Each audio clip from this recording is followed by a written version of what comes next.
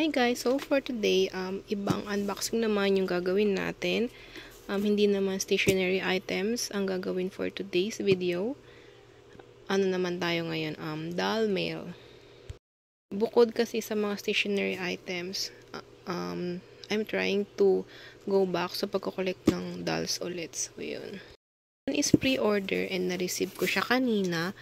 Na-pre-order ko siya last year, December lang, para mga December 27 ata, parang ganun. Tapos receive ko siya today. Guys, open na natin. So here na siya. This one is a Bratz doll. And ito si Jade. So wait lang guys. Ang hirap niya. Nakasuksok.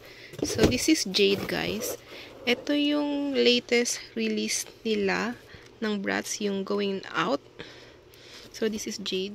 Look at the face. She's so pretty. And yung clothes niya. Ang ganda nung artwork eh. And sa likod niya, ito yung artwork niya. Pretty guys. No? Actually, I want to get all of them. So, apat sila. Si Jade, si Yasmin, si Chloe, tsaka si Sasha.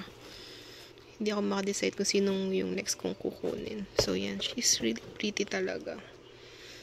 And ang perfect ng condition ng box. Kasi, I considered myself as an in-box collector. Parang mas na-appreciate ko sila pag nasa box sila.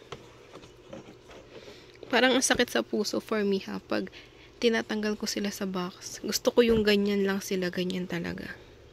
Kahit yung mga stickers ko guys, hindi ko siya parang yung mga washi tapes, hindi ko tinatanggal yung outer packaging niya, yung plastic. So yan guys, she's so pretty talaga. Layo natin, yan.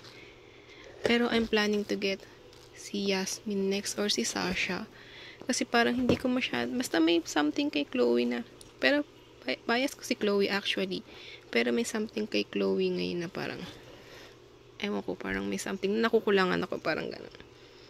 Pero ito, nung nakita ko si Jade, siya yung una-unang nag-caught ng attention ko sa yun.